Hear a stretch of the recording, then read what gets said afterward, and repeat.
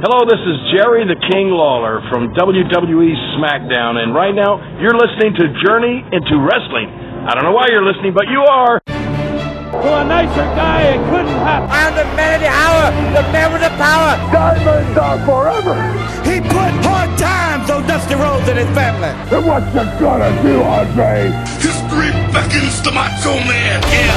The best there is, the best there was. Austin 316 says I just whipped your ass. 2 words for ya. 2. And just a man. The champ is here. Do I have everybody's attention now?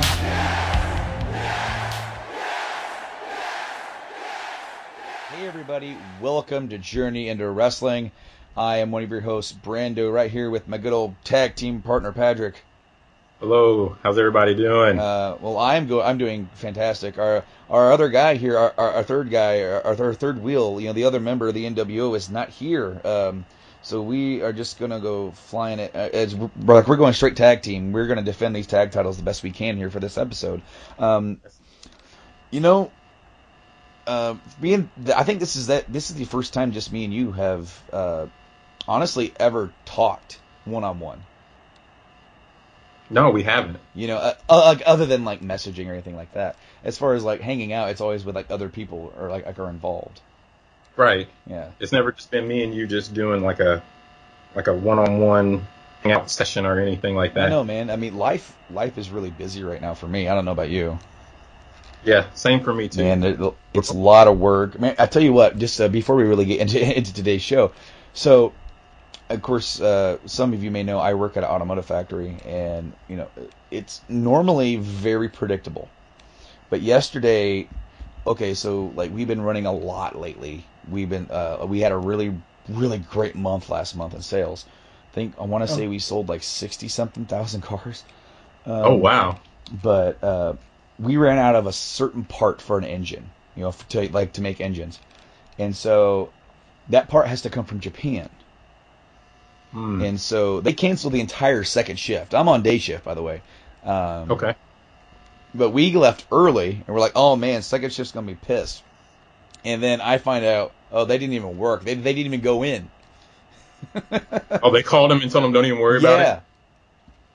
Wow. I know, man. It is crazy. I tell sometimes the automotive industry, I forget with how well we've been doing for the past, 6-7 years.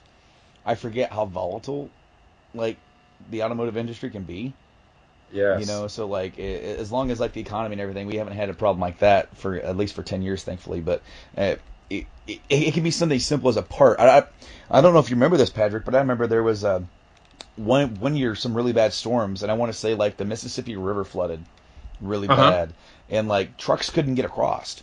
I do remember that. So, like, we had trucks that were shipping in parts from, like, the West Coast, and we had to, like, stop working or, like, cut our number down because we weren't going to have enough parts to finish out the week if we kept at our pace. So we had to, like, chill out and cut our number down dramatically, waiting for these trucks to be able to pass over the river. Wow. My brother is he sells cars. He's been selling cars, and he started in Danville, Illinois, where I'm from, and then he sold in Champaign, and now he sells in Indy. He's been selling cars for about 20 years now. So it's not me directly, but I'm familiar with the automotive industry as well, and the stories that he tells me. So I do remember that actually, that instance you're talking about. I totally remember that. Yeah, natural disasters happen too. Like the tsunami hit Japan, that really affected us. That was the year I bought the house.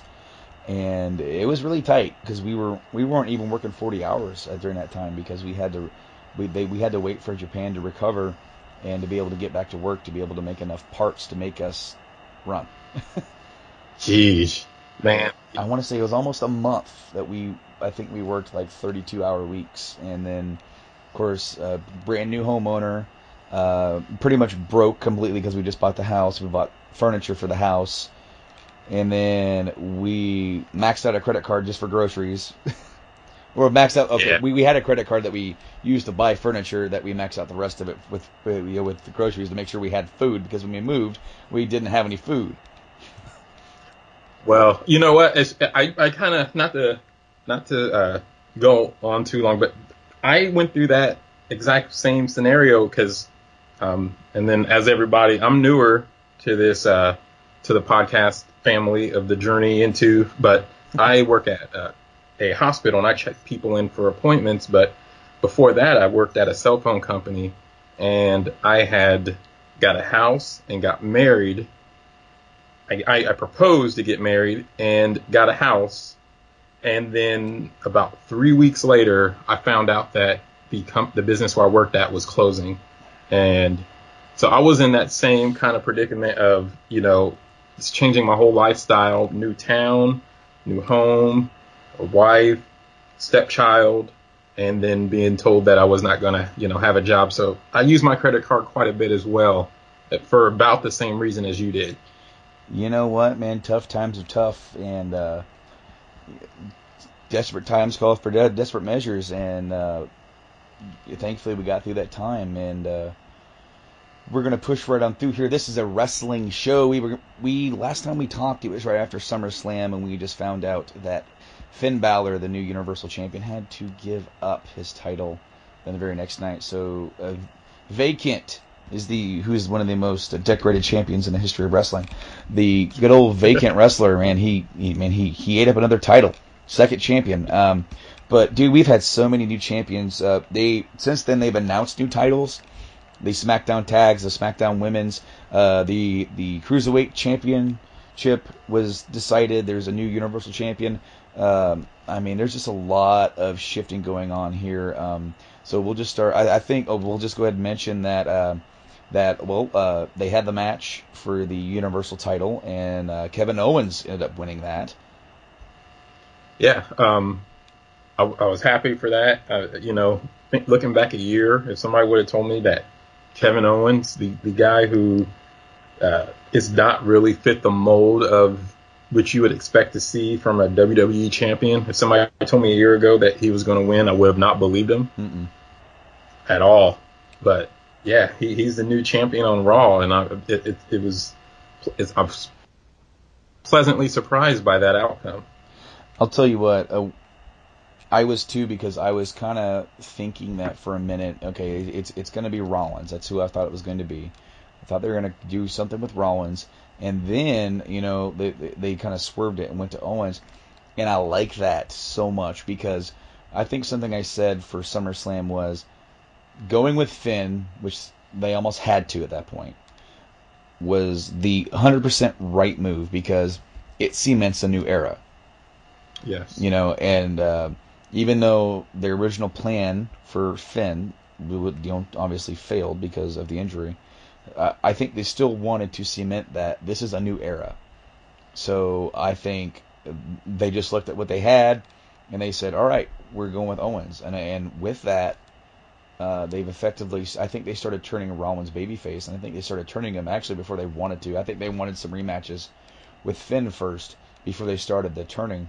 We'll go over that match a little bit later here, but so then you go over to the Blue Brand, and of course there's a new women's champion, which will, again, some of these matches we'll just talk about when we actually review Backlash. But Becky Lynch wins the women's championship over on SmackDown, and the team of Rhino and Heath Slater win the SmackDown tags. Now, I thought Becky Lynch winning was again the right move there. I have been kind of underwhelmed with the SmackDown women's division. I kind of feel like they got the short end of the stick. Kind of until Nikki Bella came back. Because I feel like I really felt like that Becky was the only heavy hitter until Nikki came back. I mean, of course, you have some, I think Naomi's really good. I think Natalia's good. But, I mean, as far as, having that star power for that division, I felt like Becky was the only one. And I kind of feel like when they brought, Bayley up, for example, when the whole thing kind of went down with Sasha, they moved her to Raw, obviously to fill that void. And then I'm like, buddy, and I want your opinion on this too. I kind of feel like they maybe did the wrong thing by having 2 women divisions. Yeah, I agree with you. I feel like when I look at both shows, I don't feel like there's a lot of choices. And like you said, I mean, besides Nikki Bella, the obvious choice was Becky Lynch to win the title because, like you said, I mean, Natalya, she's good, but she's just not. I don't know, like, you know, she hasn't done a whole lot lately. Alexa and Carmella, they haven't interested me. Naomi, but then when you look at Raw, it seems kind of like star power heavy on Raw because you got, you know, like you said, those 3, the Charlotte and Bayley and Sasha. I mean, those are 3 like big names just right there, and that's not even including like anybody else who's on the show. You know, you haven't even thrown in Paige, you know, or anyone else. Yeah, I don't really think having 2 divisions is a good idea in this case. I think there should have been 1 champion who went on both shows. They just don't have enough women, in my opinion. I kind of felt the same for the tags, for the tag title situation as well. Even though they are trying, and same thing for the women's division, they are trying to build up a division for each one. I felt like the problem is that, say, like, you know, 10 years ago or so, when they had the WWE Tag Team Champions and the World Tag Team Champions, there was such a void of tag teams, so much that they would just take 2 singles and push them together and make a tag. And they sort of did that with Rhino and Heath, although there was a storyline behind that. They are trying to set up a tag division on each one. Now, I need some help here. Does Raw, they have the New Day, they have Gallows and Anderson, they have Golden Truth. Who else do they have? I was sitting here thinking, and I didn't even remember Golden Truth. Like, I was thinking of that before you even mentioned who was on there, and I was sitting here thinking, and I could only think of New Day and the Club. I couldn't think of anyone else. Yeah. I forgot about Golden Truth. The other team, Epico Primo. Stars, yeah. Something Stars, yeah. They used to be the Matadores and Shining Stars. Shining Stars, yeah. They're selling prime real estate in Puerto Rico. Yeah, that's right. Enzo and Cass. I guess they do have a few teams. They do have Enzo and Cass, although they have been really tied up lately due to the fact of they don't want to insert another team into the New Day Club feud. Yeah, I think that when I looked at the bracket for the tag team titles on Smackdown, and I was just like, this is sad. But they beat these teams. They beat some of these teams down so bad. I think they should have had 1 tag team division as well. Honestly, you know what? I was also heavily disappointed that the new versions of these tags are just the same design with different colors and straps. Yeah. They're kind of the same problem as the Universal belt design. Now, what I will say is I actually do dig the SmackDown tag belts. I love the leather, the blue leather, and then I actually like the nickel more than I do like the actual original design for that. But yeah, it looks good together compared to the other belt. Another new champion, new Cruiserweight champion. TJ Perkins won the Cruiserweight Classic last night as we record this. Won the big tournament there. I watched some of this. I didn't get to watch all of it. This went on from July. Is that the first day? Was July 20th? Yeah, 13th. 13th? Oh, wow. It goes back further. Okay. Yeah, 13th. Yeah, they had a lot of guys from all across the world, different promotions, kind of come in and do this. Of course, they offer jobs to a lot of these guys as well. And I really enjoy what they try to do here. It's almost like they tried to do, it's like WWE show full of indie guys. Yeah. And I really feel like it came off well. I really loved the commentary between Mauro Ranallo and Daniel Bryan for one reason, and that's that they have real passion for wrestling. Yeah, that's definitely probably my favorite commentary team in the past couple months was those two together. For sure. I really feel like they really played off each other well. They knew what they were talking about. It's not like you're listening to old school Vince McMahon, who was on commentary for Raw back in the day, and he wouldn't know the name of a move, so you just spout out, "What a maneuver!" Yeah, I remember that. But no, these guys did really good. Now TJ Perkins won the Classic, so he got the big trophy, and then they also awarded them the belt, which they debuted as well, which is a purple strap. And it's not a new design, or it's not an old design. It is a new design. It doesn't really look that great on television. If you actually, there are pictures of the belt elsewhere online. If you want to look up that belt, it doesn't look bad in my opinion. But it is what it is. Now, you posted on our Facebook page on Journey to Wrestling. You can go like that if you want. But Pat, you posted, obviously the news that TJ Perkins had won, and said that the division is exclusive to Raw. Now, that is as of right now. Right. Now, I don't know if you heard this, but there are rumors that SmackDown may get its own Cruiserweight division.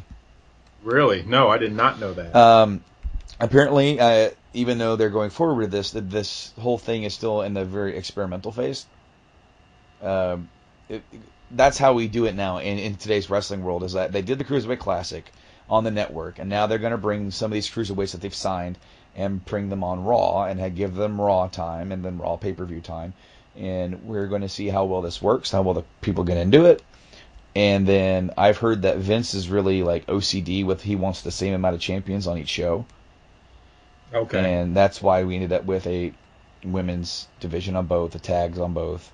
There's a mid-card on both. There's a heavyweight division on both. And now there's the Cruiserweight. And I'm just going to give my opinion here. I think it's a bad move. I think each division or each show should have something exclusive about it. And I think that, really, I think the Cruiserweight division should have been on SmackDown. That's me personally. But if they're going to have the Cruiserweight division on Raw, I think there needs to be something else on SmackDown. Yeah, I know why they pick Raw, because it's longer, and in their mind, they probably think they have more time to designate to the Cruiserweights. Yeah.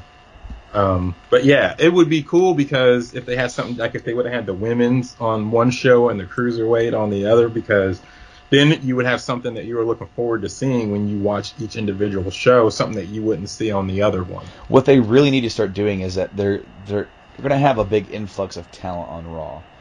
And they're not going to be able to have all these Cruiserweights on the show at once. I think it would be a bad thing if they just did multi-man tags and elimination matches all the time.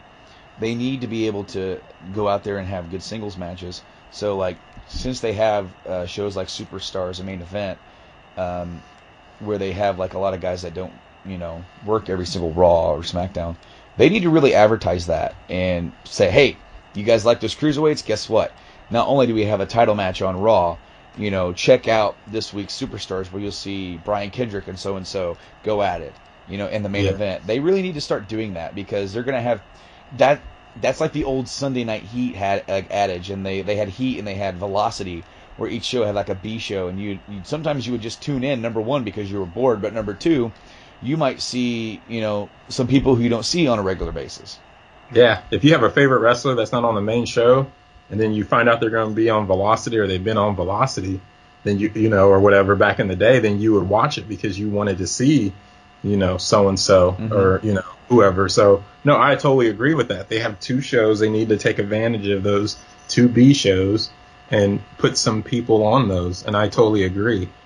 On a side note, real quick, I just want to say that I can see why Vince, like you said, along with the, his obsession with having equal champions on each show. This tournament, and it's on the network for people who didn't see it, there was a lot of good matches throughout this tournament, with, like you said, because these were like some indie people from different countries, and some of them you might have heard of from like Ring of Honor, or former WWE stars, or people who you've never heard of, but there was a lot of good matches. So I could see, I'm thinking they're going to probably try to sign more than what they have signed now. And this was some of the, the matches some of these matches I saw were some of the best entertainment in the past couple months on WWE television. Yeah, and I think that's why the rumor mill might be running that they're going to have 2 cruiserweight divisions, because if they have 2 and they like a lot of these guys and it was really well received in the company, that they're going to try and bring more in, but you can't have too many on one show, split them up. Now, I talked to a guy at work who's the only guy at work I can talk wrestling to on a deep level. I mean, not just like, I used to watch the Attitude Era, you know? Yeah. But I told him about that, and he is very sour on that. He doesn't like having 2 tags, 2 women's either. Now, when I told him about the cruiserweights, he's like, damn it, you know, like, why are they just trying to like have 2 everything? It doesn't make it's like, do you like red or do you like blue? It's like, it's the exact same. You know? Exactly. And yeah. The way I see it, okay, so SmackDown is already running at a disadvantage, only having 2 hours. So instead of having a cruiserweight, now this was just my idea that I was brainstorming with him. I'm like, why not do like a television title where you are a lower mid card, you're underneath the IC belt, so you're a lower to mid card title where you can have guys that aren't ready to be pushed up the card.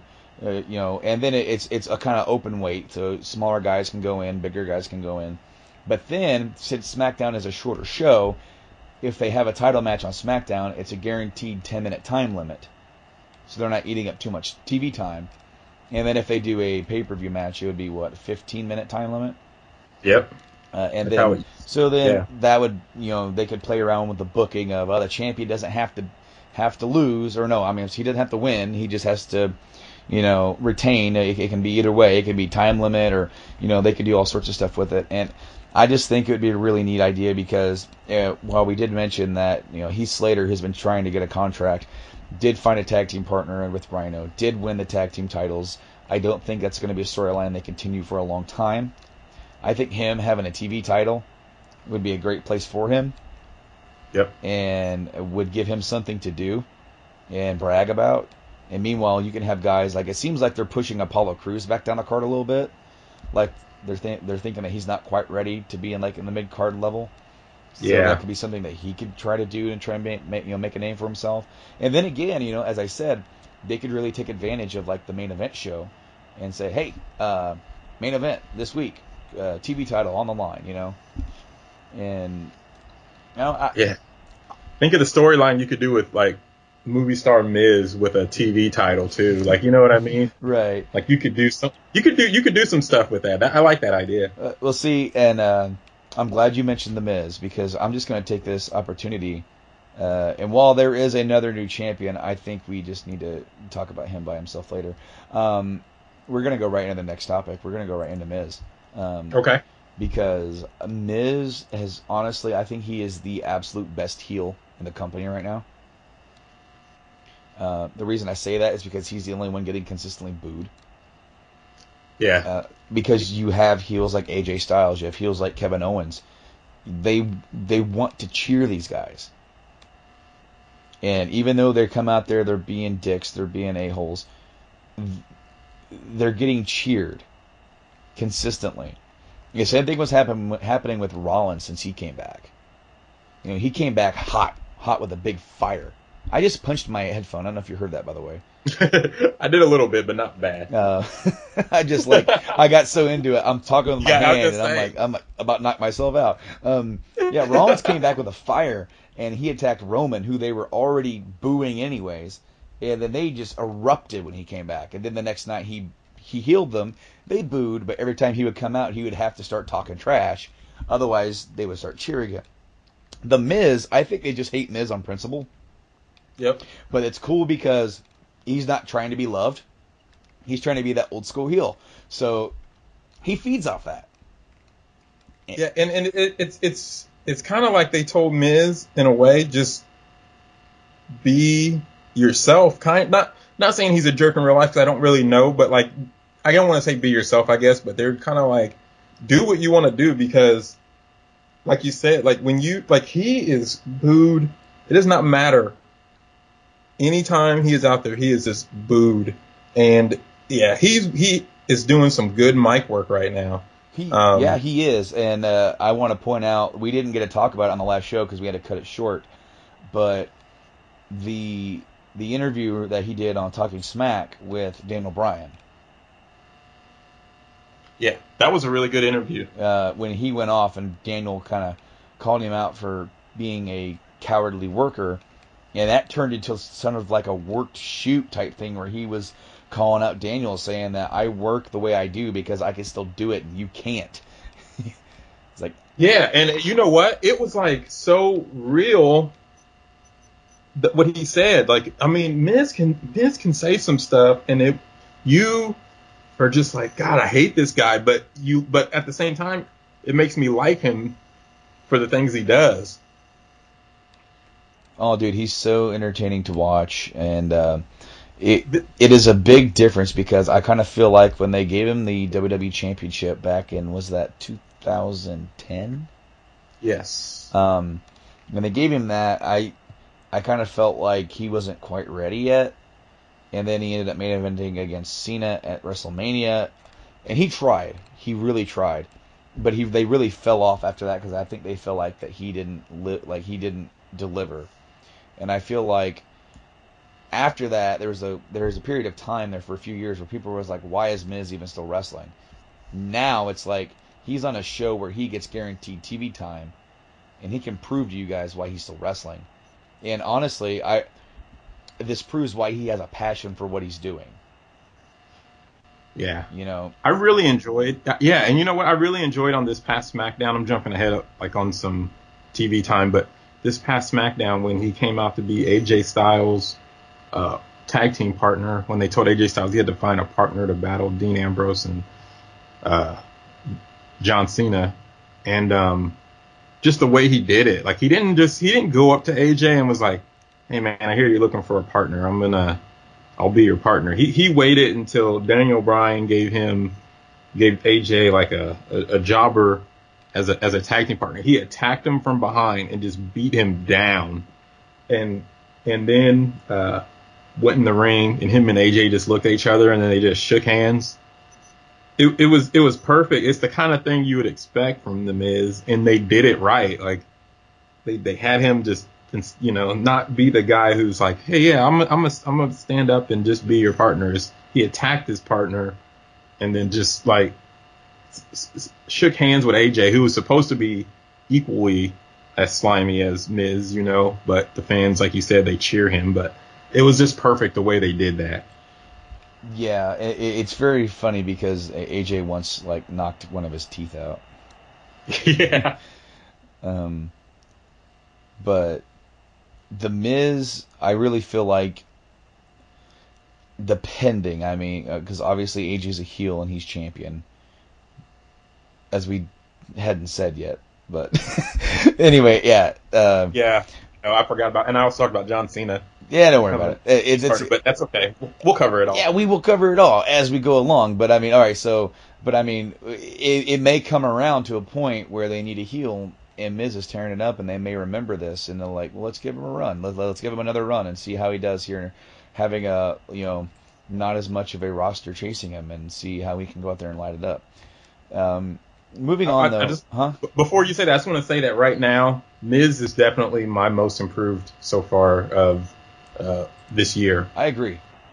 I totally agree because when he started coming back, because I want to say it was around or before Mania, they were having him, and I'm like, well, yeah, he's missable. You know, I don't really miss him that much. But now that SmackDown and Raw have separate rosters, you know, SmackDown really needs a heel like The Miz. Yep, I'm happy with his work, his mic work, just how slimy he is, just how he just bashed on Daniel Bryan and told him that, you know, I do my soft style and you can make fun of me, but you did your reckless style and now you're not wrestling anymore. Which, I mean, is just such a mean thing to say to somebody who you know wants to be in the ring, and you know, and like you said, I mean.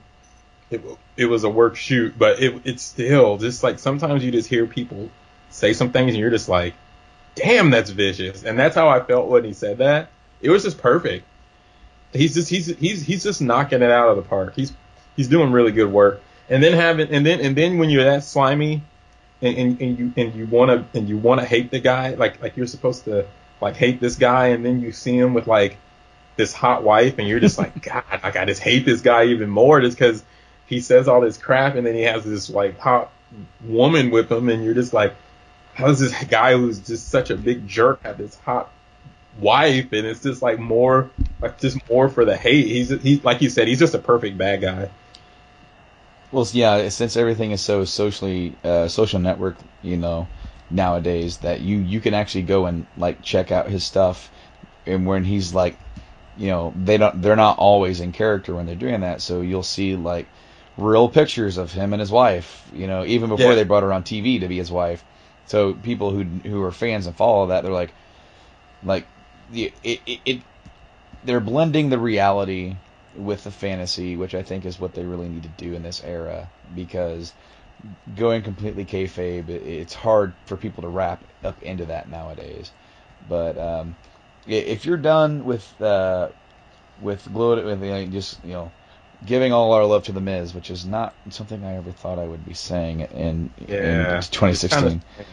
We'll just go right back and go right into our Backlash review. Like we said we're going to go right down the card here. What we'll do, Pat, is I'll start with the prelim round, and we'll just go back and forth. We'll talk about the matches, who, what, when, where, why. Now, on the pre-show, there was sort of... this is like the second time that Baron Corbin's been left off the card, which is, you're not getting any complaint from me. I'm still not into Baron Corbin at all. Me neither. I'm not either. I don't care. I just don't get it. No. I'm not sold on this guy. Apparently, he's supposed to be feuding with Kalisto, but Kalisto got injured. And so they put him in with Apollo Crews, and he defeated Apollo Crews in it wasn't that long of a match. I felt like, I think I was making dinner at the time, and I was sort of watching and like going back in there to help with dinner and coming back out, seeing a couple moves, come back out, and then it was over. Yeah, it wasn't that good of a match either. But I mean, Apollo Crews, who just wrestled The Miz for the IC belt last pay-per-view, is now losing to Corbin on the pre-show. What's going on here? Yeah, I think that they brought him up too. I think they feel as if they brought him up too soon. They saw a big jack guy who can do a standing backflip, and I think they, and I mean, that is rare to see somebody that big who can, do stuff like that. And I think that they thought he was ready, but he had not done I don't think he'd done very many long matches on NXT, if I remember correctly. Mm-hmm. And then they brought him up, and he's having to do 8-10 minute matches, and he runs out of stuff. I mean, he just runs out of stuff to do.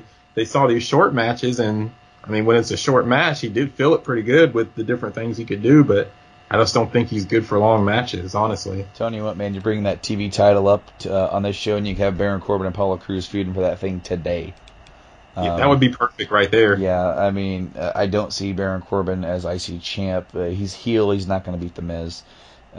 Crews, I agree with you. I kind of think they brought him up a little too early. I hope he does well, because what are they doing with him? Are they doing some sort of spelling thing? Because Daniel Bryan called him Apollo Creed. Yeah, and now they feel as if that I don't know if they I don't get it. I don't know if they think that nobody knows his name because Daniel Bryan got it wrong and they don't want that. I don't know. I think it's dumb. Well, I mean, it would be funny for like one backstage segment, but to make him do that all the freaking time. Exactly. I think it's overkill. It's not good at all. No. The women's championship was decided, which we talked about. Becky Lynch, she defeated Alexa Bliss, Carmella, Naomi, Natalya, and Nikki Bella in a 6-pack elimination challenge.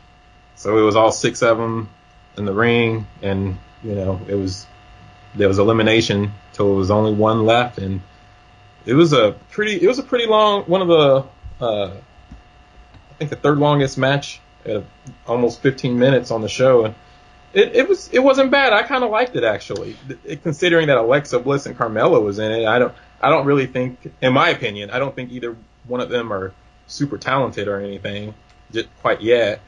But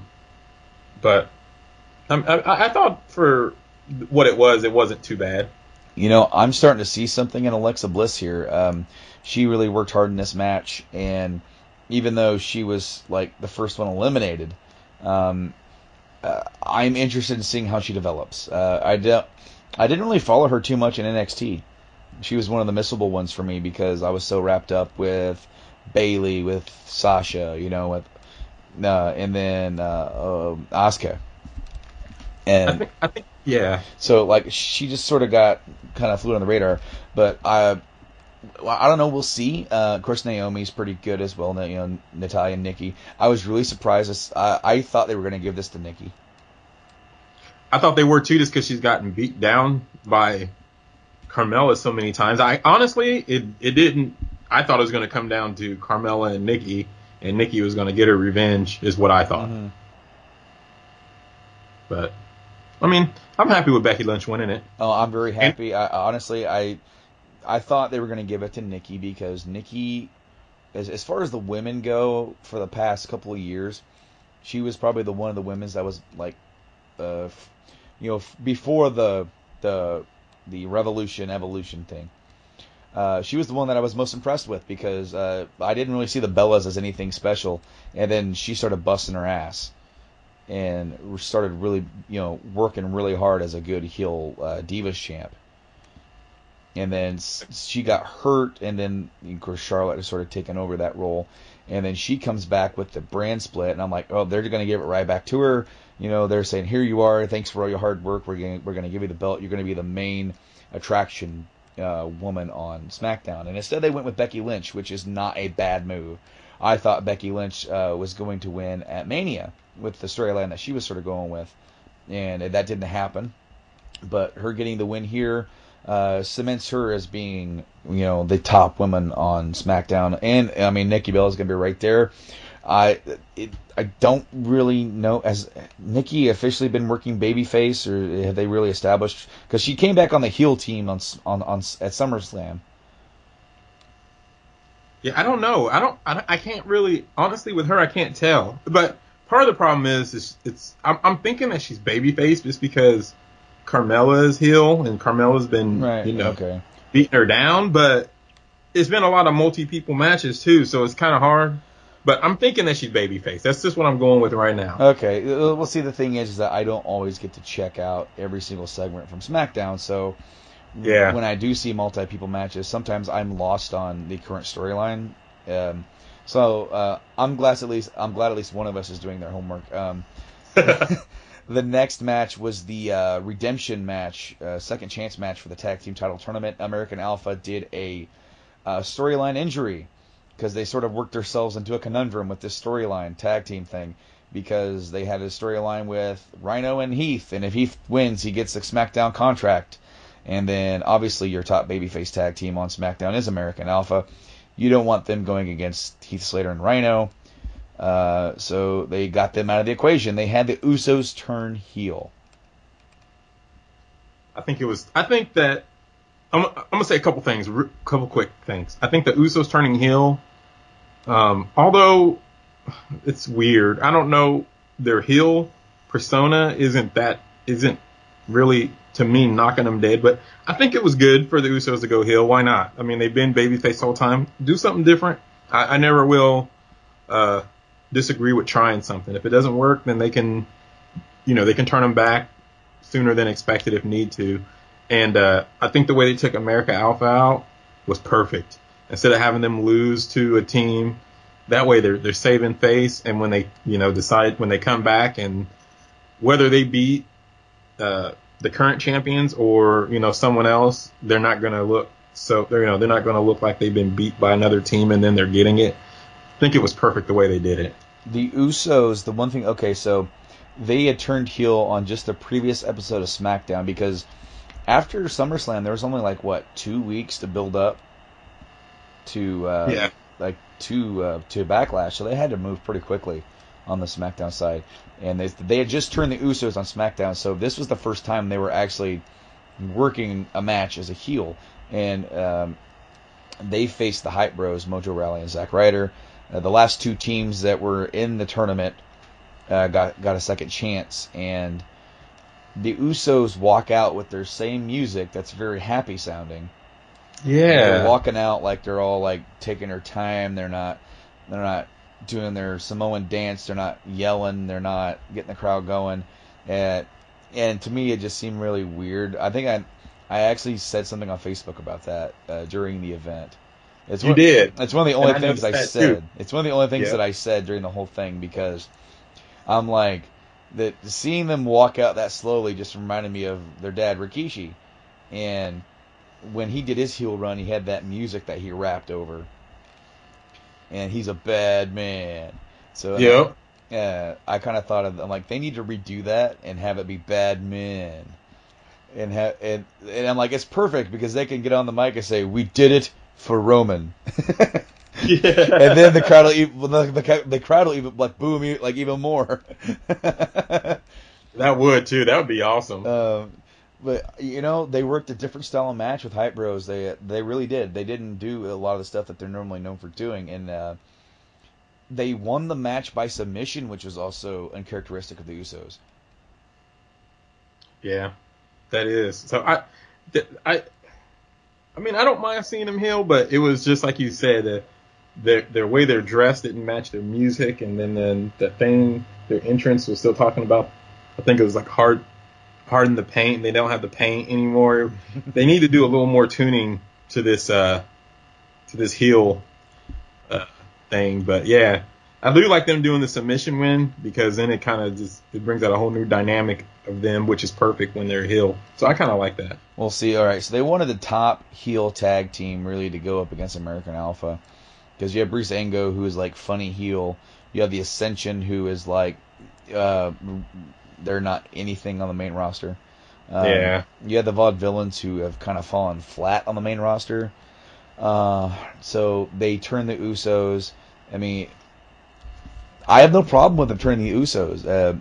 I kind of feel like for the past 6 months they haven't been getting the reaction that they're used to getting. So to have them go in, face Slater and Rhino, from that it's like either way they went. They could screw Slater and have him still be the free agent, or they could give Slater his feel-good moment. If they gave it to the Usos, they would instantly have American Alpha would have instant gripe. So that's where I thought they were going to go with this. But moving on, we'll find out that they actually didn't do that. Yeah. The next match, The Miz defeated Dolph Ziggler in a match for the Intercontinental title. What did you think about this? This is a great match. This is a fantastic back and forth. Ziggler sold the leg a lot in this match. This was almost like just classic hard working right here. They really did a lot here. They had the crowd in there with the crowd was pretty hot all night, to be honest with you. But the way they did it with the old school, Maurice kind of sprayed him in the eyes and got the old school sensational Sherry screw over manager win here from the Miz. It does raise a question for me for Ziggler, because he's like on like a losing streak now. Even though he lost with an asterisk, so it's like, hey, I still got gripe. But with Ziggler, he lost at SummerSlam. He lost against AJ. It's like, what are they going to do with Ziggler? What exactly are they going to do with him? That makes me wonder, because I don't think they're going to put him right back in the main event. He can feud with the Miz. They're probably going to get another match out of this feud. But what does he do after that? What do we do with Ziggler?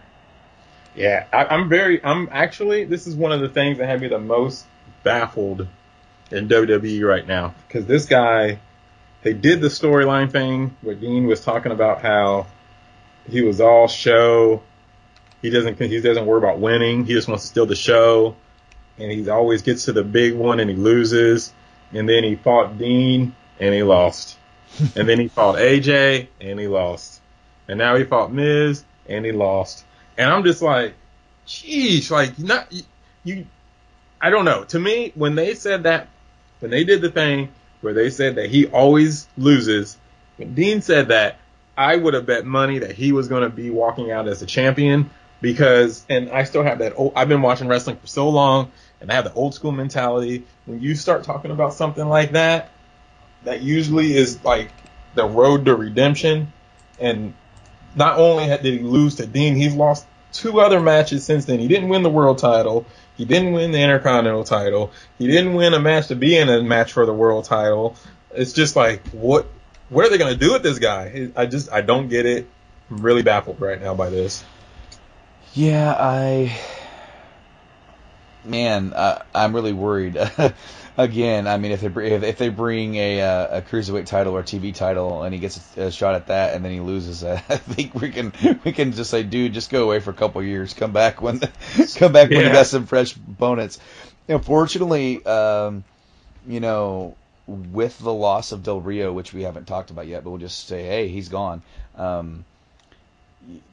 It opens up a spot for another big guy to be in the upper mid card to main event, and with Ziggler, he's babyface, and unfortunately, there are 2 other really big baby faces in his way on the roster. Really? There's like, oh man, you probably didn't include him, but don't forget about Randy Orton. Me too. Oh yeah, you're right. I did. I always see Randy as like a tweener anyway for some reason. Yeah, I guess so. He's been fighting some heels, but yeah, I mean, but yeah, you're right. He is. Just as soon as you think he's babyface, he sort of like turns around and kind of turns anyway. But he's got 3 big old baby faces in front of him that are definitely going to get a world title shot before he does. And on the heel side, you've got the Miz right there. You got AJ right there. So he could definitely be number 3 heel. But then again, you have only 2 top titles. Right. I guess when when they decide to send Miz off to do another movie, which isn't always the case, because last time they sent him to do a movie, he just kept the damn title for a month and didn't even appear on television. Yeah. But they could always have Dolph. I don't know. See, the thing is that I know Dolph has talked about leaving the business within a couple years. And that sucks because I really feel like he is like this generation's Mr. Perfect. He should have been. Yes, even more so. But I'm afraid that Ziggler had his time to shine and he accidentally got hurt. And I'm afraid they're never going to pull the trigger on him because, unfortunately, as far as the top title, now is definitely not the time. Yeah, I just, one other thing I want to say is that I'm at that case with him where you can only care about someone so much, but when they always lose and they keep losing, it's just like after a while it doesn't, you kind of get to that point sometimes where you're just like, I really don't care what they do anymore. I don't care because it doesn't amount to anything, and I hate to say it, I'm almost there with him because he every time you think they're going to do something with him, he just loses, and he just never wins. The best loser in the company right now is Sami Zayn, in my opinion. Nobody loses quite like him. He can lose, and he'll be sitting in that ring feeling like he failed, and your heart goes out to him. He has that personality where he can do that. Dolph does no, because the difference between them is that Sami Zayn doesn't talk a bunch of crap about what he's going to be doing and then lose. When you have somebody who it's almost one of those things like a bully in school, like where you have somebody who talks so much crap and then they get beat up over and over. You're just kind of like, hey, shouldn't have talked all that crap. And I'm about there with Dolph because Dolph talks a big game, but he never wins. And that's the difference between them two. Yeah, Sammy. I think the gimmick with Sammy. I think I just called him Zammy. With the gimmick with Sammy is that he'll lose and then he'll finally win that one that he's been trying to win. They did it with the NXT belt. They did it with the Owens feud. Finally wins that big one, and then he can go back to losing for a couple months, and then he'll win another big one, and then time to go put some people over. With Ziggler, I think it's almost like they have to turn him soon. Because, like you said, they're starting to get to the point where they've done as much as they can with him as a babyface, and there's not much else to do. And if he gets fed up and starts like being a real, like butthole here soon, then it's almost like he almost has a reason to be a butthole now because he's like, I'm tired of losing. Seriously, all the time. Yeah. No, this would be perfect. I mean, if that's what they're gonna do, perfect. then please do that. But if they're going to keep him just losing forever, they got to turn him before it's too late. Like, this is like about the good time to do it. Like, he's lost 3 big matches, couple title matches, and if he wants to get mad and turn, and that would be fine at this point. But they can't keep holding it out too long, because then he's just a guy who gets beat all the time, and then he's going to turn bad, and you're just going to be at that point where you're just like, he's just going to get beat. You got to do that fine line thing with this. If he turns heel, he would be like the perfect guy to put in with Apollo Crews. Yep. Because I really feel like Ziggler can be the veteran and help Apollo out and be the heel, call the match. And meanwhile, Ziggler's going to bump for him for everything. He's going to make him look like $1 million. And Apollo Crews is going to learn something. He's going to learn, how to have a longer match. And I feel like Dolph would be the perfect guy to do that. Yep, I agree. Moving down the card, Bray Wyatt defeated Randy Orton in 24 seconds because, truth be told, Orton actually couldn't wrestle tonight. They actually did a backstage segment that wrote him out. But actually, buddy, he has like a concussion. Yeah, that's what they're saying, but it's really hard for me to understand because he wrestled. I mean, he came out. Okay, I'm going to go into the next match, and I'm going to explain this whole why I'm baffled about the concussion thing. But so Bray couldn't wrestle Randy. He got beat up in the back. Bray came out. He wanted them to do the count-out victory. But then it was known that, I'm assuming it was either Shane or Daniel Bryan or both, they told Bray Wyatt he's going to have another match instead. And he fought Kane in a no holds barred match, so anything goes, in which Kane won. But one of the things that led to him winning was Randy Orton coming out. He did an RKO, and then Kane chokeslammed him and won. So he has his concussion, but he came out and did an RKO later, which I know is not a big bump, but yet for a concussion, it's kind of iffy because you don't know exactly how you're going to land or whatever. Then the next night at a house show, he did a tag team match in which he didn't really do a whole lot, but he did a little bit, and he did an RKO again. And then on SmackDown, 2 days later, he took a couple bumps from Bray Wyatt. What was it, Eric Rowan? Came back and attacked Randy Orton, hit him, did a couple bumps, and did RKO again. So it's just weird, and because usually when WWE does this concussion, when they do that, they don't have you do anything because of the risk. And for them to have Randy Orton still go to the ring and do things, like several times since he was told he couldn't wrestle, even that same day, it's unlike them, because if something was to happen worse, I mean, that would freak accidents happen, obviously. So I was really surprised that they've had him go out and still do some things. I don't know if you have any thoughts on that, but I was surprised by it. I feel like it's really irresponsible of them, especially coming from the fact they will not let Daniel Bryan wrestle, even though he's been cleared by every doctor he's seen. People who deal with concussions, people who deal with NFL players, who said, no, he's good to go. They will not let him wrestle. They've issued a statement saying they feel like it's in his best interest not to let him wrestle ever again. And they're not going to release him from a contract to go wrestle for anybody else because he's too much of a name. They will not let him go back in that ring.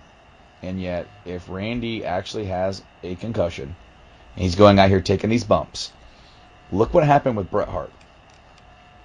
Exactly. He got kicked by Goldberg. It was a freak accident. Just as you said, they happen. He got a really bad concussion. But times were different back then. And this is just 15, 16 years ago. And he continued to work. He worked a match with Kevin Nash where he took a powerbomb. He was bumping, and he had a concussion. He made it worse. That ended his career. I mean, I know they're saying concussion, and I mean, I'm not saying that they, openly lie about why people are out or anything, but I'm questioning, like, it's to the point where I'm like, is it really a concussion, or does something else happen? Is it, and they just don't want you to know, because this is just, like you said, it's very irresponsible, and it's so unlike them. And the fact that he's just been taking these bumps and doing these RKOs, I don't get it. I just don't get it. And I mean, I went off the subject a little bit, but I don't understand. That's another thing that just has me just wondering why they would allow somebody. If he gets hurt worse, then that's on them. Mm-hmm. It's, and I'm surprised that they would even want to do that, being a publicly traded company, and they usually are, they're usually more careful about things now after becoming, the company, publicly traded company like they are. And the fact that they still are having him go out and doing these things just is surprising, because if something was happening worse to him, that would be in the news, that they still had him go out to the ring, even though he had a concussion. So, whatever. I don't get it. It is really bad because, all right, so it's saying that they knew he had a concussion, but they didn't know the severity of it, and they didn't decide whether or not he was going to wrestle at Backlash until the day of. So, they are currently in a lawsuit. We talked about this, I believe, on your first episode of this podcast. All those people suing, saying that they knew the effects of concussions way back in the day, and they never disclosed it.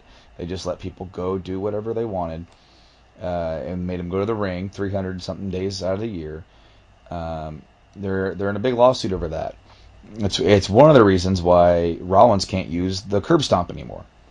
Yep. Curb stomp doesn't hurt you. It's perfectly safe, but it's the look of it. It's how's that going to sound in court when they show a video of it. It's that was just part of that move getting banned, but.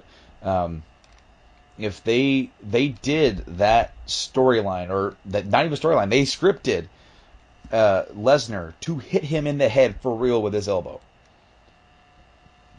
That was the end of that match. That was like, we're going to end this, we're going to get people talking.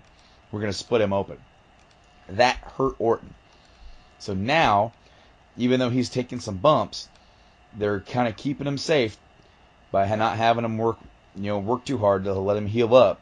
To where, maybe the severity of the concussion isn't bad, and they're just like they didn't have him go out there and do a full match just to take care of the risk and go, well, he can do some bumps on his back, but we can't have him taking big bumps.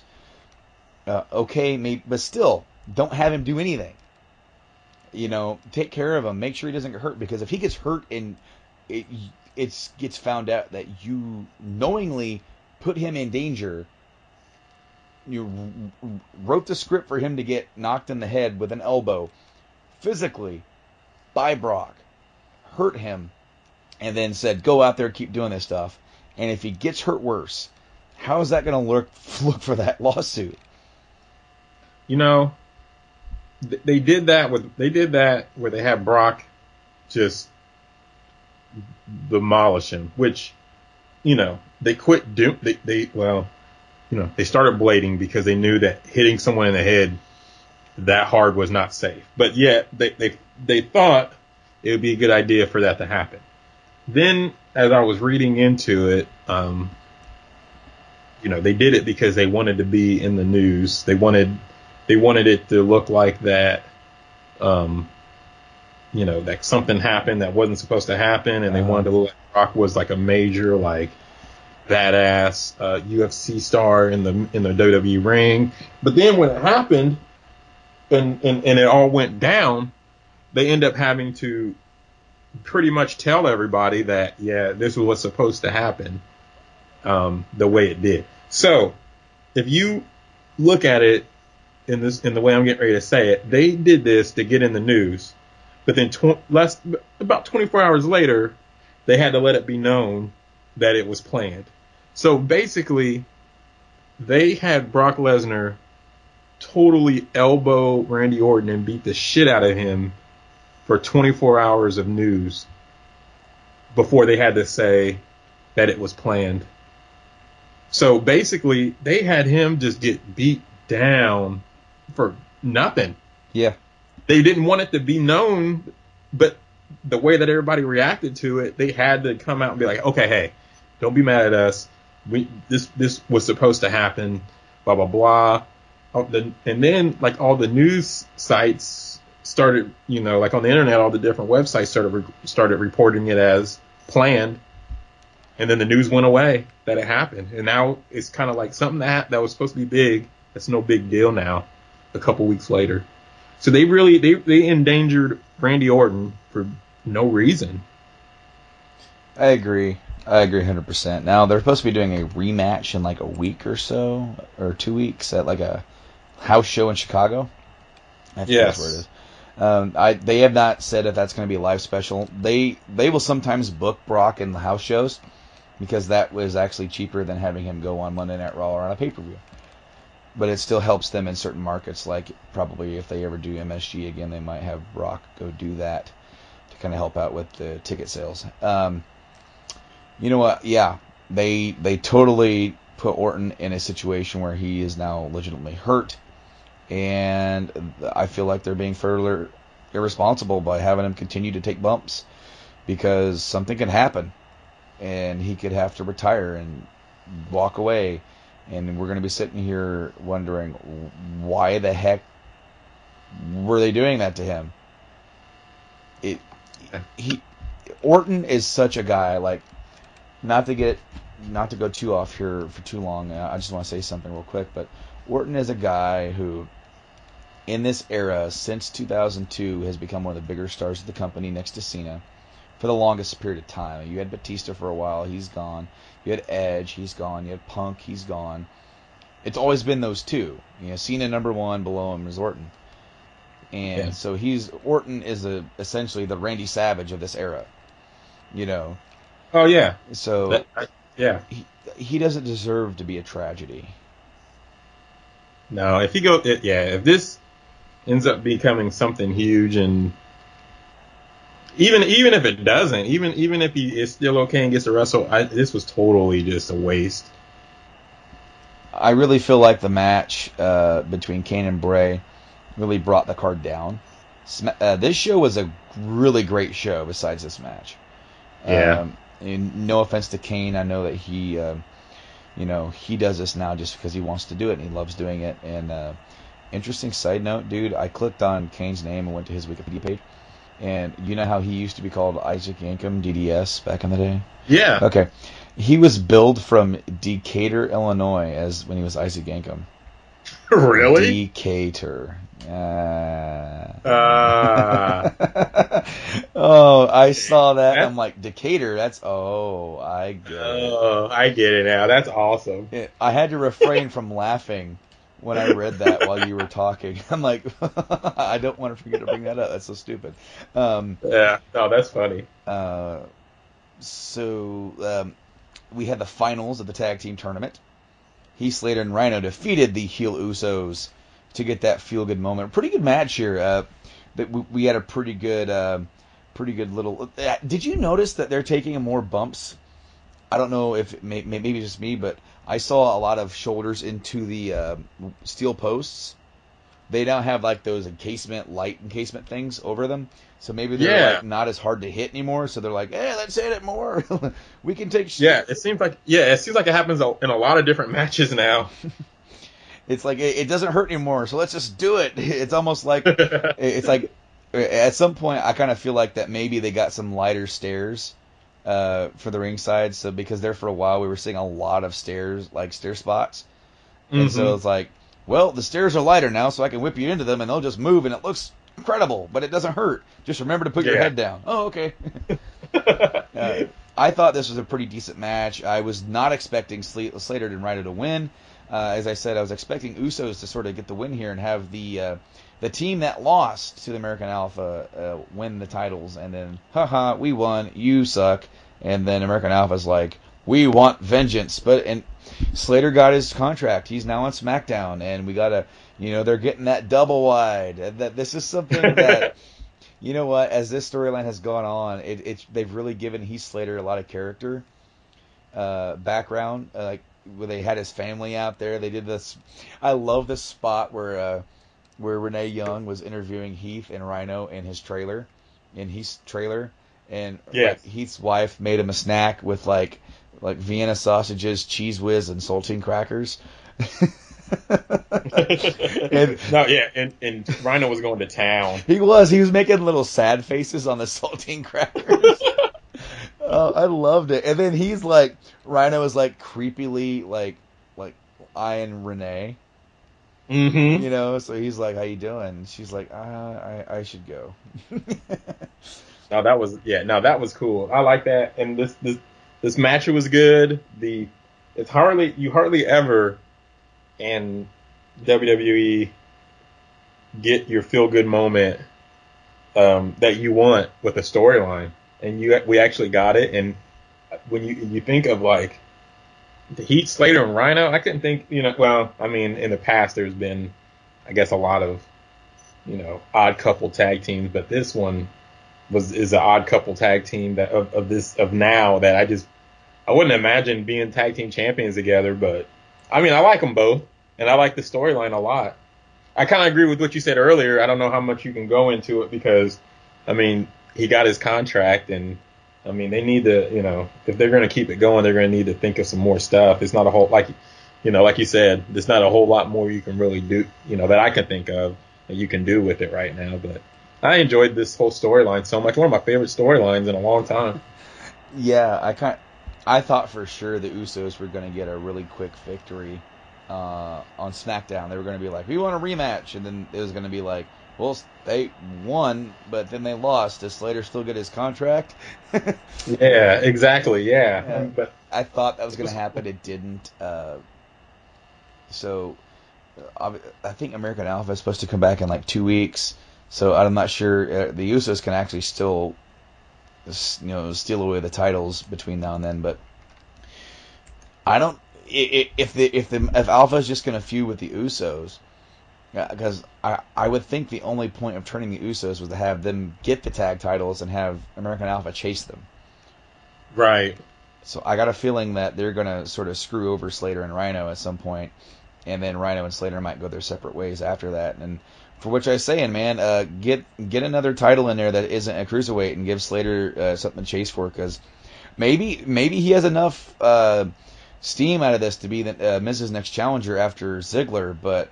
And wouldn't that be the story of him winning the IC belt from the Miz being the Hollywood star and Heath Slater being this trailer trash guy? Yeah, that would be an awesome storyline. I'm telling you, Heath, man, like he's not a bad wrestler and he's entertaining. It's like I'm a Heath Slater fan. I think him being entertaining has been the one factor why he's been kept around after all these years. After the Nexus and all those guys have gone on, Heath is still around, and it seems a lot of times they don't have much for him to do, but he always seems to make the best out of what they give him. Yeah, he took this and he made it gold. Everything came together with this, and it was very entertaining. And then, he got the pin, they got the good feel good moment. So, Slater and Rhino, inaugural SmackDown Tag Team Champions. Speaking of a championship, I guess it didn't really change hands. Speaking of a new champion, let me say that.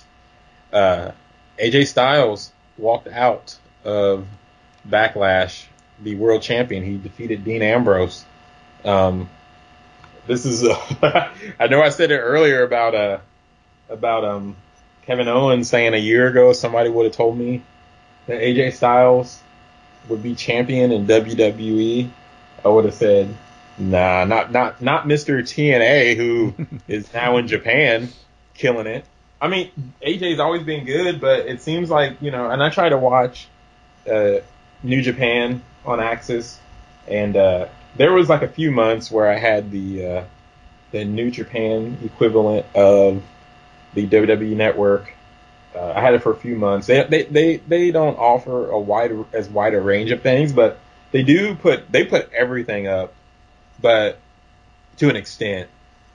But like there are a lot of like big shows. They don't do like TV shows like WWE. So I mean, I kind of watched what was what I really thought I needed to see at the time. I plan on getting it again at some point, but anyway, AJ got, to me, 10 times better in New Japan than he was in TNA, and then he came to WWE, and I just never thought that AJ would be a champion in WWE, but he beat Dean, and it seems like that they wanted to do, I mean, I don't really want to say like a new era, because I mean, AJ is far from a new guy, but I mean, as far as new era on the roster, I mean, I think that once again, I like it that he's champion. This really is the best move for them to go in. Again, as you said, new era. AJ is a new guy to WWE. He isn't a new guy in the business. Most wrestling fans know that. Again, sort of like with Owens. Owens been in the business a long time too. Yeah, I guess that's right. I didn't think about that, but yeah, that's true too. Yeah, I mean, so while in WWE he's seen as a newer guy, a newer guard, you know, they're both getting their moment to shine right here. Now, if like you, okay, I'm going to go back even further. I'm going to go back 2 years. If you'd have told me that AJ Styles and Kevin Owens would be top champions, I would have said you're out of your mind. For real. You know, I would have said no way. I never believed that Styles would ever make it to WWE, not because he isn't worthy of it or not good enough. Just didn't believe that Vince saw anything in him. As far as, like, not that he's not talented, but Vince likes who he likes. Same reason why they called up Apollo Crews. He's got the look. Yep.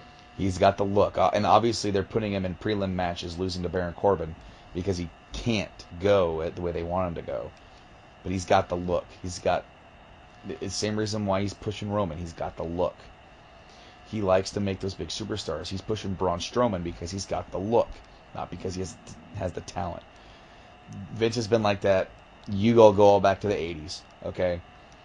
The big muscle-up guys. Vince is very heavy in the gym. He just tore quad recently because he's in the gym trying to squat at 71 years old. He's addicted to the gym. He loves the guys that put a lot of work into their bodies. He pushes those guys. Look at Batista when he pushed him. Was Batista really ready for a world title run? Maybe, maybe not. But they gave it to him, and he ran with it, and he made it successful. He was the big guy. I would have thought that back when they did that with Batista, that Orton would have been the guy to do that with.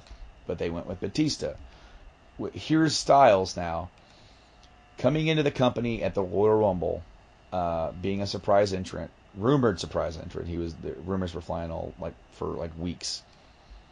He got a great reaction, and they put him in a program with Jericho. And Pat, I don't know if you listened to our first episode of this podcast, but it was a WrestleMania review, and I said I want to say I said that it was good, but I expected more. I thought they were going to steal the show, and I kind of feel like that whole feud was sort of like meh. I thought that Styles and Jericho would tear the house down, and It really didn't do much. It didn't do much for me anyway. And then they put him in there with Roman. And holy crap, those matches were off the hook. I loved them. I loved those matches. There was enough drama in there to think he might actually get this done. And then he didn't. And then they put him in there with Cena. And honestly, I'm going to bank on it right here. Those two feuds are the reason why he's champion today. Because he proved, not just to all the guys in the back, but to Vince himself, this guy is good. I told one of my friends that AJ Styles right now, I just said this yesterday, AJ Styles right now is the second run of Shawn Michaels, where Shawn Michaels could have a match and make anybody look great because he was so good. And I feel that AJ Styles is the same way. I second that. I think he's amazing. And also, one thing that I hate to say I doubted him, but I did. I didn't know how AJ was going to take to being a character in WWE. They like people to be over the top. They like people to be entertaining. And not that he couldn't do that, but he has taken to that. And his last two feuds here was Cena. Of course, Cena, he had the club, and they split him off. I'm like, no, don't. It's too early. But now he's running with it by himself and doing so good on the mic.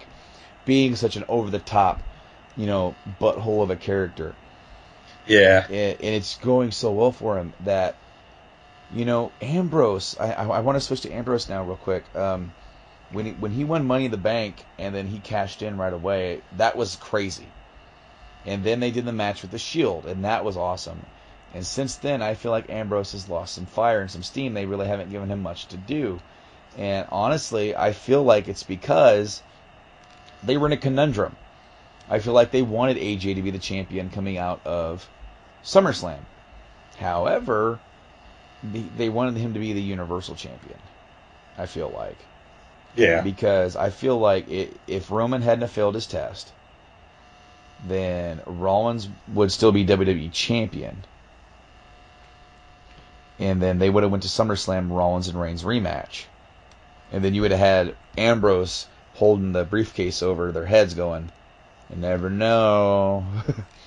Yeah, no, I agree. And then, so I feel like Rollins would have been drafted to Raw. That would have brought the WWE title over. WWE World title would have been on Raw. SmackDown would have to create the Universal belt, and that would have been Cena versus AJ at SummerSlam. Yep. Instead, they decided to sort of like pull the rabbit out of the hat and do something interesting due to the fact of Roman's drug test fail. And that sort of changed things up a little bit, but to me that's even better because now AJ Styles is the WWE World Champion, the belt that goes back to the 60s. Yes. You know, I'm not saying that holding the Universal title isn't important. It is, because you are one of the world champions. You're one of the top two champion holders in the company. They want them to seem equal, even though, as we saw with the World Heavyweight title, it eventually got devalued a bit. But when you can say, I was WWE champion, at the end of all this split, if we get 5 years down the road and they combine the titles, you know they're not going to say Universal belt is the new belt going forward. They're going to say WWE World belt is merging the Universal belt into it going forward. This belt has the history going forward. We're not going to overwrite that. And AJ's name will still be right there among that list. And as you said, Mr. TNA, he's the guy. I've been a fan of AJ Styles since 2003, 2004 when I first saw TNA. Me too. And then I have the AJ Styles TNA DVDs. You know, I have some of my favorite matches of all time at TNA revolve around him. The Unbreakable 3-Way with Chris Daniels and Samoa Joe is amazing. Now, he's in the WWE. He's the WWE World Champion. You and I both know that he's been deserving of this for a long time. Now Vince is seeing that. Now, everybody else in the company is seeing that. He's had one of the best rookie years in the company history.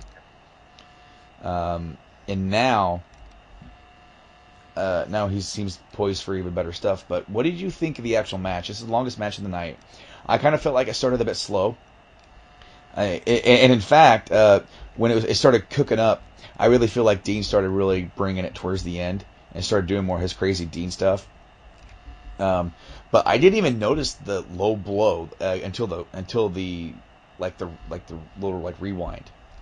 Yeah, like the replay. Yeah, I didn't notice it at first either. I think. Oh, go ahead. No, I was just gonna say because Morrow said, "Oh, the Styles Clash after the low blow." I'm like, I thought he just kicked him.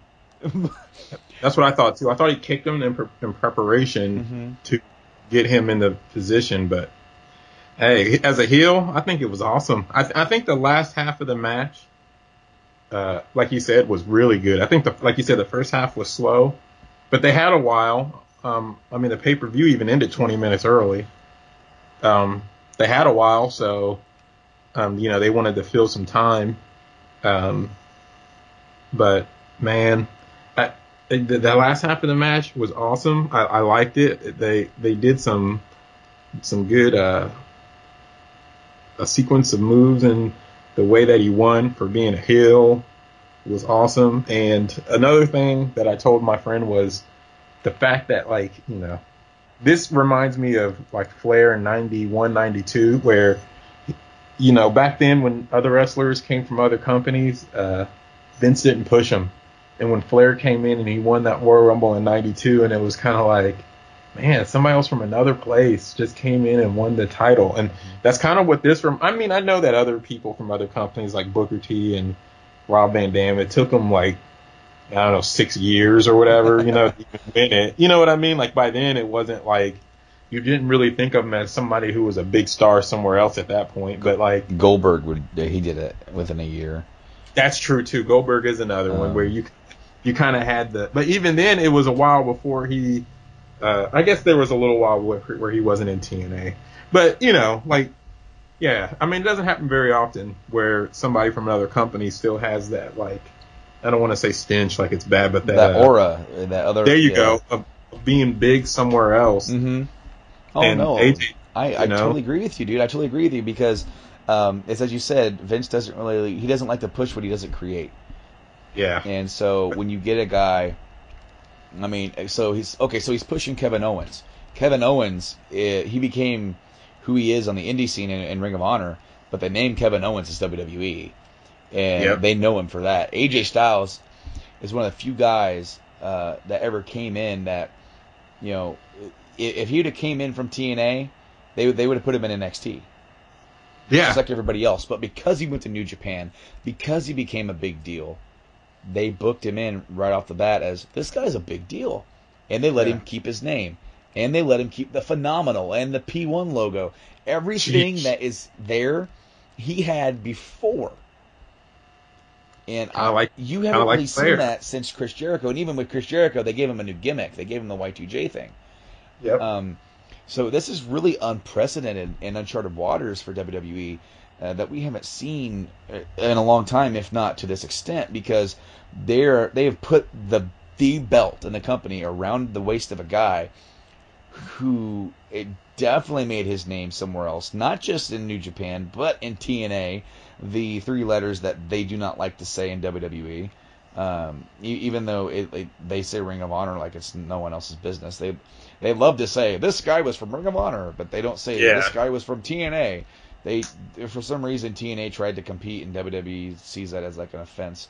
But with AJ, what's cool is I've heard that they're planning for a pretty long run.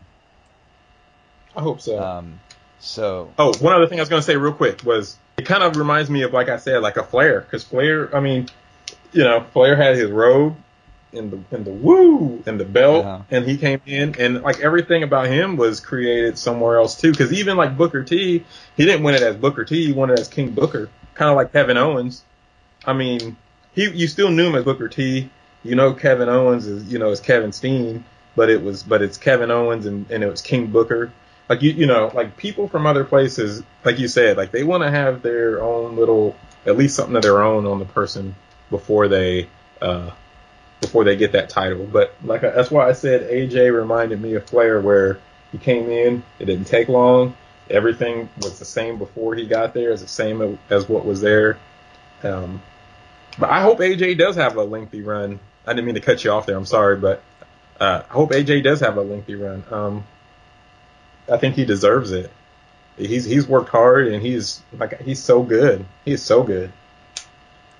So coming out of Backlash with AJ as champ, Cena's been off TV for like the past month, but he hasn't actually been away. He's been doing house shows. He teamed with Orton on Monday, as we mentioned, I think before. But he's just been off TV, and it's interesting because the ratings for SmackDown, from what I understand, have been doing pretty decent without him even being there. And then I sort of figured if he's not going away yet, they're probably going to bring him in and insert him back with AJ. And that's kind of what they did. AJ came out on Tuesday, did his little speech, his little victory speech, saying, "I told you so." He's the face that runs the place, the champ that runs the camp. And Cena comes out, gets right in his face, and says that, you have something I want. And unfortunately for you, I've decided it's time to take it back. And he cheeses tying Ric Flair's record. Coming right into this, right off the bat, it did kind of surprise me just a little bit that they're throwing Ambrose in there as well, because he came out, walked right past Cena, didn't even give him a look, got right in AJ's face, called him out for kind of getting the cheap win, and then Cena got in Ambrose's face, dude. He got in Ambrose's face, and then actually called him out for not having any balls, called him out for what Austin said, and the reaction that Cena got when he first came out was obviously a little bit lukewarm.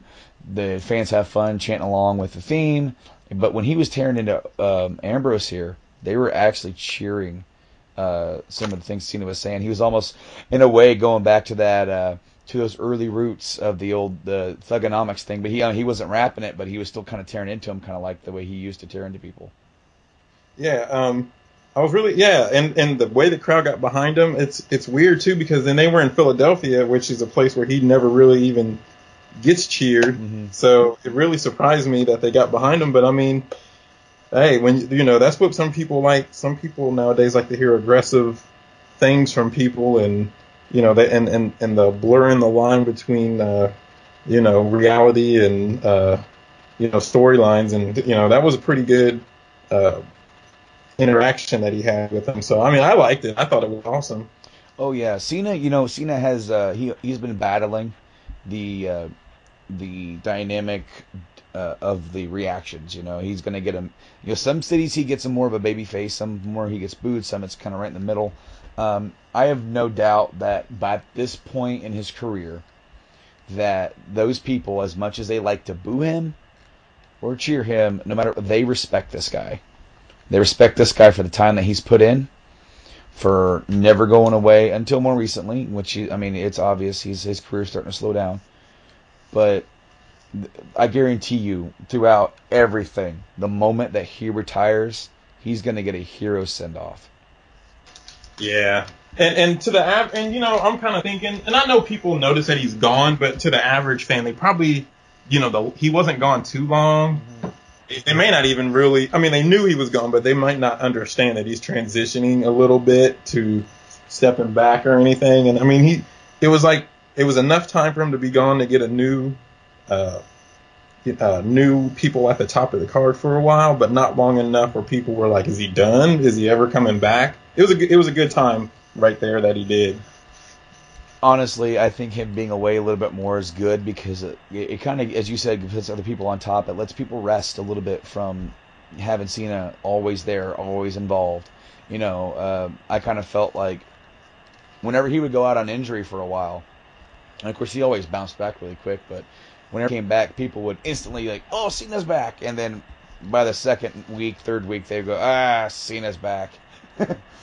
Yeah, exactly. Back into that. But they did announce, I believe it was Shane came out, and he automatically announced that at No Mercy, the next Smackdown pay-per-view, it's going to be a triple threat with AJ, Ambrose, and Cena. And I heard the rumor that AJ's in for a pretty long run with this title, which was not what they were sort of teasing on television, with Cena saying, I'm going to tie Ric Flair's record. I don't think they're going to do that yet. I think they're going to use this match to sort of weasel AJ's way into a win, whether he pins Ambrose after Cena gets it, or he pins Cena after Ambrose. I kind of feel like the match is going to end up being someone else is going to do like the legwork, and AJ's going to sneak out a win. Yeah, and then he's going, and this would be a good win for him. Just win the championship, beating two top people. Mm-hmm. It'll make him look real strong. If they do go that route with him winning, which I hope they do. And like you're saying, that's the rumor. So, but it's two top people. And then, if they want to divide it up and have them go up against each one individually, they can kind of prolong some stuff for AJ to do for a while. And then, there's other people like Randy Orton and Bray Wyatt and Miz and, some other people who, he can have a feud with if they want to try to mix up, the top feuds for a while. Jack Swagger showed up there. So I don't know if they're going to try to do something big with him, but that's somebody else. They might try to push a lot since they did this thing with him showing up on Smackdown and doing a promo. So there's a few people that he could defend the belt against. Well, Swagger is somebody who they've went to in the past, and he's always sort of gets lost in the shuffle eventually. And I from what I understand, he might be in for a big push. There's definitely this spot with Del Rio gone, with Cena kind of taking some time off and transitioning to a more of a in and out kind of role. With Orton's, like, is Orton going to be okay to continue on at the next event or against Lesnar in like a week or two? It's going to be interesting. Matches that are rumored for No Mercy. Of course, we had Slater and Rhino come out of Backlash as tag champs. Apparently, they're going to be facing the Usos again. That is the plan right now, to build up to another match between those two. I fully expect Usos to probably win it there, if that's the case. The other match is, we talked about what they're going to do with Ziggler, and potentially They're talking another match with Miz, maybe in a cage. That way Maurice doesn't get involved. Okay. Which is going to be interesting. No Mercy with a cage, and then Raw's going to have Hell in a Cell that month. Oh, yeah. That might be why. I don't know, man. Again, the whole gimmick set pay-per-view, I think they need to get rid of that. I'm so glad they brought back some of the old names, like No Mercy and Backlash. For some reason, WWE feels like they want to run away from history and not act like their events are so old. Vince, I think, has a fear of getting old, which is why he doesn't like to be called a 71-year-old man. And then when you number WrestleMania after after 30, they stop numbering them because it feels like it makes it feel dated. But yeah, they still number the Super Bowl. I don't know. Yeah, I don't know. I'm kind of glad they're bringing back some of the old names, though. So I don't know. I mean, the amount of pay-per-views is kind of something else. But I kind of like the fact that they're bringing back some of the pay-per-views, though. Yeah. Now on Raw side, we talked a lot about Smackdown in the show because they're the ones that kind of had the first event, the first solo event of the new brand split.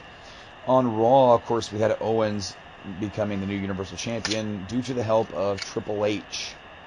He came back and interfered in the match, laid out Reigns with a pedigree to the outside. Looked like he was pretty much setting up Rollins for the big heel win.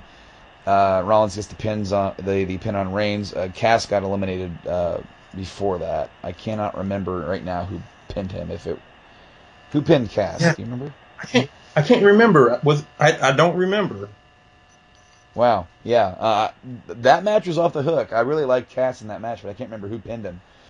Well, yeah, the match was good, but I mean, yeah, that's something they had him eliminated and beat so far before the end, like when it really started picking up, that I just can't remember. Yeah, I can't remember right now either, and I'm not going to look it up. But he did get eliminated. Reigns got eliminated, and it seemed like Triple H is setting up Owens get eliminated too, and then he turns, kicks Rollins, grabs him for the pedigree, stalls, looks back, nods at Owens, drops it, and rolls him over, steps back. Owens, shocked, it isn't moving. Then he realizes kind of what's laying in front of him, scrambles over, gets the pin. Triple H raises his arm and then leaves as Owens celebrates, and even looks like he's crying at one point.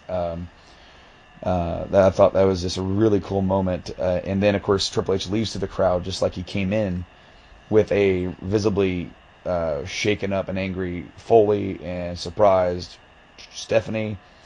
It really set us off on Raw onto the new era. Triple H hasn't been back, and I think he might come back at Clash of Champions through some buffoonery. Reigns got kind of screwed out of the main title picture by Rusev. So the main event for Clash of Champions is Kevin Owens defending against Rollins, and I fully expect Triple H to maybe make another appearance here. If he doesn't, I'll be surprised, because I really think they're setting up for Triple H and Rollins at Mania. Yeah, I agree with that. I think that would be awesome. Oh, no, yeah, it'll definitely be great. They wanted to do that this year, but Rollins got hurt and wasn't able to make it, so they ended up just kind of switching gears. This Mania was marred with like they scrambled to make that event worth money. Yeah, there was a lot of people hurt. Yes, a lot of people.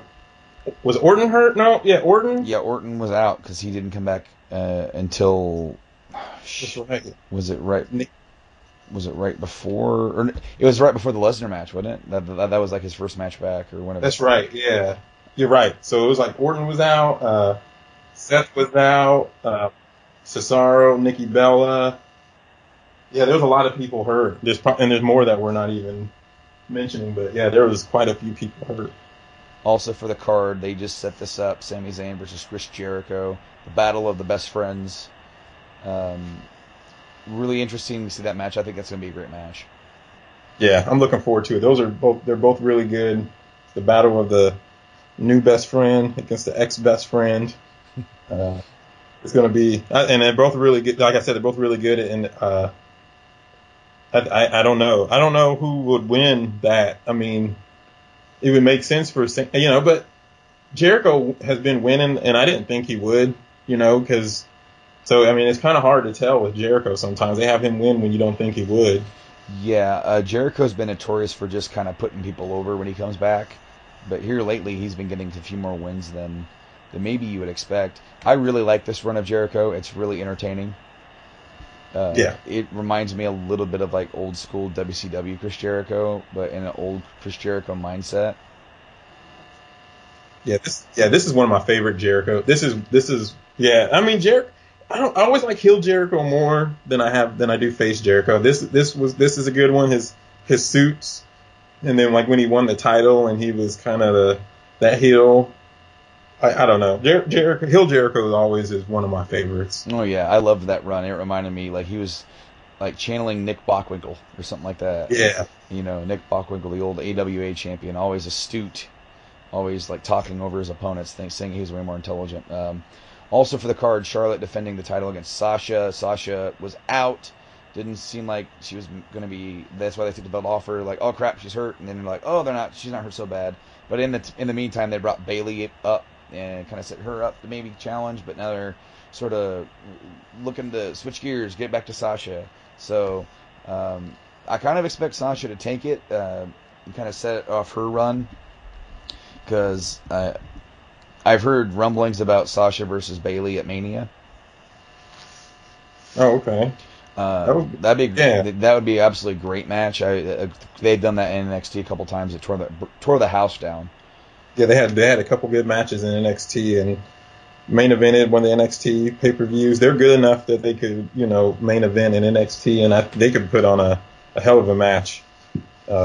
Something that we haven't seen in a long time between two women. I think it would be awesome. Oh yeah, they could definitely main event any of these B pay-per-views too. Not one of the big fours, probably. Anytime, any day, any of these Charlotte, Sasha, Bayley, Becky, they can do it. They can go. I'm really looking forward to that.